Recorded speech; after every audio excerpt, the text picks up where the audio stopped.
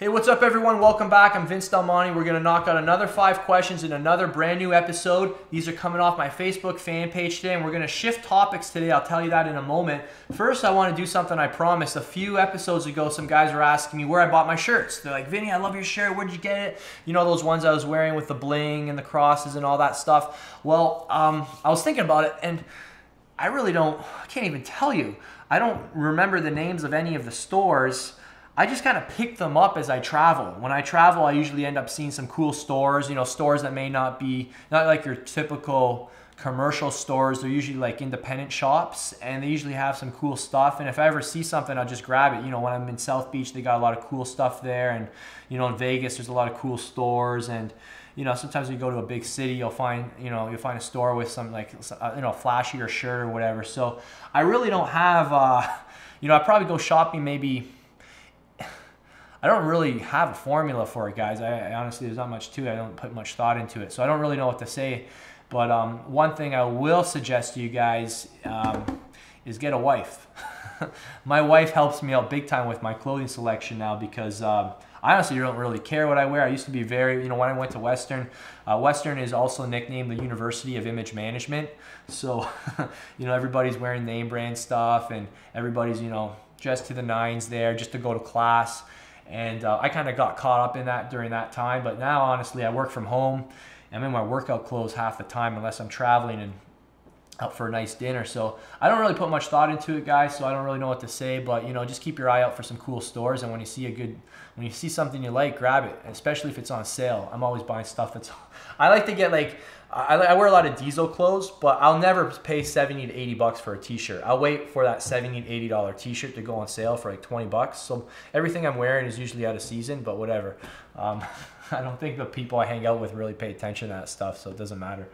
All right, let's get to the more important matters here at hand, and that's your question. So we're moving into a new topic. We're gonna be talking about supplements. And supplements are cool because, I think everybody wants to believe there's something mysterious or there's something magical about them. We want to believe that our hard-earned money, that 50, 60 bucks we spend on that pre-workout or on that on that powder, that something magical is going to happen. And I think a lot of this supplement stuff, I'm just going on a bit of a side rant here before we hit the questions, is because it's... think about it. You're spending your hard-earned money on a supplement, so you want it to work, right? You want it to work. So I think a lot of times these supplements have a very strong placebo effect. But with all that being said, I do believe there's certain things that will make a huge impact on your physique and your health. And I'll hit the first question up. So the first question here goes to Carlos Lopez Lay. Carlos wants to know, hey Vince, if you could use 5 supplements to bulk and 5 supplements to cut, which ones would you say and why? Okay, I'll name them off. Why don't we just do the bulking supplements first? Excuse me. 1, fish oils. 2, whey protein. 3, greens powder. 4,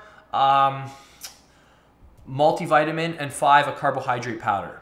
Okay, so 1, fish oils, because they reduce inflammation. They help increase insulin sensitivity. They're going to help you stay anabolic.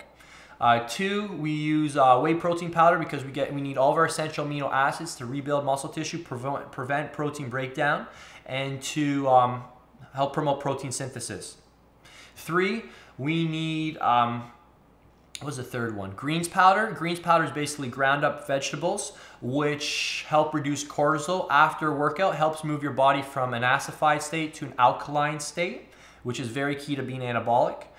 3, we want a multivitamin. Basically, vitamins, minerals, those things are responsible for all the different metabolic, all the different reactions in our body. So if you're deficient in any vitamin or mineral, you're going to have a hard time doing just basic processes. And then lastly, we need a carb powder to help provide energy and to help us recover after our workouts. Okay, so the next part to Carlos's question was, what about the top 5 supplements to cut? Which ones would you use and why? So for me, the top 5 supplements, first and foremost, the most important supplement of all, if you said give me one, it would be fish oils. Omega-3 fish oils. There's so much evidence that shows that omega-3s are linked to people that are leaner And there's also a lot of evidence, as we just mentioned in the previous question, that they're also very anabolic and to help you build muscle too. So omega-3 is very, very important. Next thing I would highly recommend are BCAAs and whey protein. BCAAs are extremely critical. Those are the 3 that get broken down first during exercise. So if we don't supplement with them, that's when you're most susceptible to muscle loss, especially when you're very lean. So BCAAs also have a lot of benefits in terms of providing energy, improving insulin sensitivity, glucose uptake, so many benefits with branched chain amino acids separate from your food intake. I also recommend getting what I call the big 3. You want to get zinc, magnesium, and vitamin D, extremely important. I'd also supplement with probiotics and ensure you're getting all the B vitamins. All right, so the next question goes to Andy Ness. Andy says, if you could take only 10 single, first off, 10 is a lot, only 10 single supplement ingredients without blends for one entire year, including a contest prep, what would you use? How, why, thanks? All right, I'm not gonna be able to tell you so much the how and why, only because I only have 60 seconds, but let's see where far we get here. So, in no particular order, omega-3 fish oils, greens powder, whey protein or branched chain amino acids, L-carnitine. Actually, let's put all the carnitines in there: acetyl L-carnitine, L-carnitine tartrate. Also, I'd have vitamin D, zinc, magnesium, vitamin C, beta-alanine, and creatine. Those would be my top supplements. Top 10 supplements, man, if your cupboards were full of those all year round, you're gonna do some amazing things. I mean, it covers quite a bit of stuff right there. So I can explain how, and I can't ever explain the dosages. I can tell you my dosages. I can't tell you what to take, but I can tell you my dosages in another video.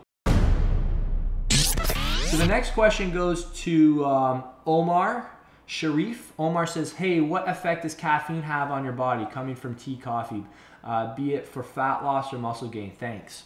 So caffeine is by far one of the most powerful drugs you can take. It is a drug.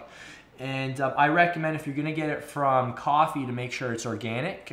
Coffee beans are one of the most sprayed crops, so meaning there's a lot of pesticides. So it's not healthy to drink a lot of coffee if it's coming from a non-organic source. If you're drinking organic coffee, you can drink it every day. It's awesome. Coffee is very, very good for you. It does so many things. The big thing is it blunts fatigue while you train. It helps you release calcium from your muscles, which helps improve the muscle contraction. It's gonna help you train. In short, caffeine is gonna help you be more alert, more mentally focused. You're gonna have a more intense workout. You're gonna be able to train longer and harder. And I recommend taking caffeine as a pre-workout with your, with any of your workouts, cardio or with weight training. And you'll notice, obviously, an immediate improvement in your workout. Okay, so the next question goes to, where is it? I lost it. Okay, Paolo Pombo. Paolo. Vince, what do you think about creatine ethyl ester versus monohydrated creatine? I'm starting using monohydrated, but I've read good things about the creatine ethyl ester. Thanks, Vince. Okay, so obviously creatine, most of you guys are probably sick and tired of hearing about creatine and all of its benefits. Hands down, by far, one of the most superior supplements, sports supplements we have available to us. An incredible supplement.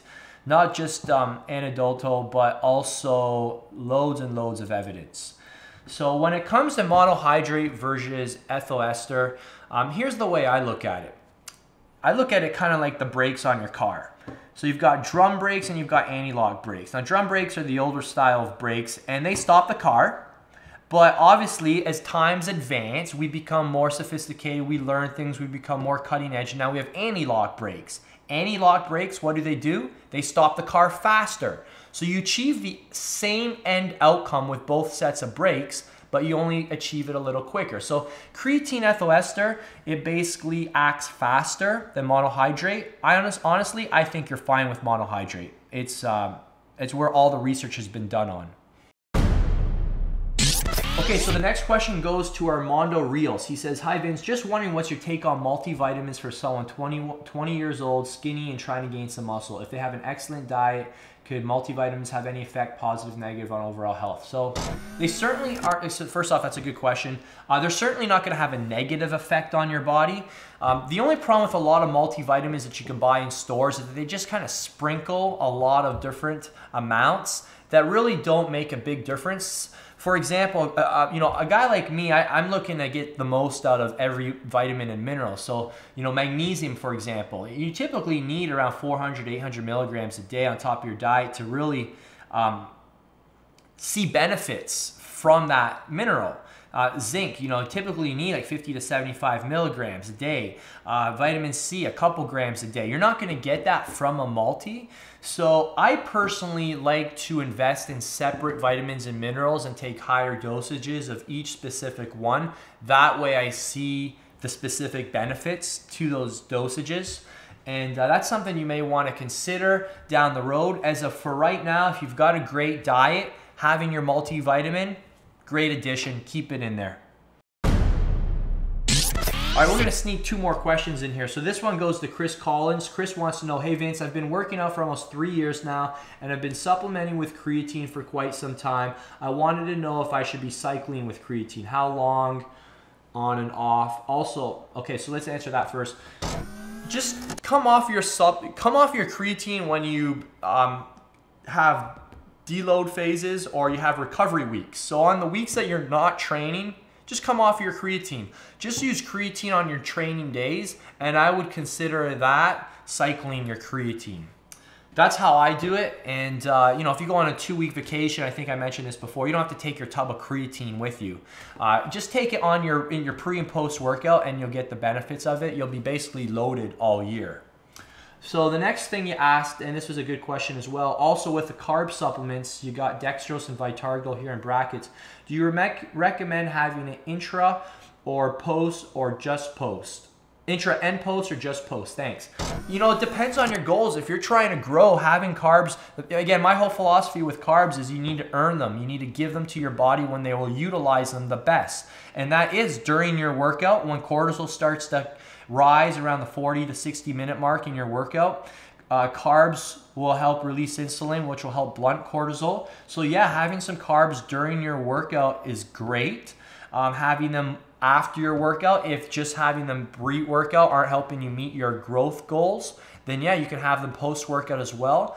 I find that most guys do better just having them during the workout. You utilize them better, you manage your body fat better, and that's what I would recommend. Just have your carbs starting 30 minutes into the workout. And let's say you've got, you know, this much left out of your jar, just slam it back when you're done the workout. That's how I would do it. Okay, last question. We'll sneak this one in here. It looks like a nutrition question from Lorenzo Shady. Hey Lorenzo, hey Vince, I'm really confused about what quantity of protein should I use per day. Should it be 1 or 2 grams according to my weight in pounds or in kilograms? Please help. So this is going to depend on how often and how hard you're training. Your protein intake needs to be dictated by your protein needs. If you're training twice a day, 6 days a week, your protein needs are going to be higher than somebody who's doing 3 15-minute workouts a week, right? Makes sense. So when you're reading all this information, you have to make sure it makes sense to you. So my general rule of thumb when it comes to hypertrophy and fat loss, it's to start your diet off with 1 gram of protein per pound of body weight. I don't use lean body mass because most people don't know how to calculate their lean body mass or don't have the tools to do so. And if they do have the tools, it's hard to do it on a weekly basis. And sometimes it can be really inaccurate, which will throw off your number. So I like to just calculate it based on body weight, and it's in pounds, and just start with 1, and rarely will you ever have to go higher unless you're starting to do what I mentioned at the start, more training workouts and more training time. So that's a wrap. As you guys know, my mission is to help 1 million skinny guys by the year 2020.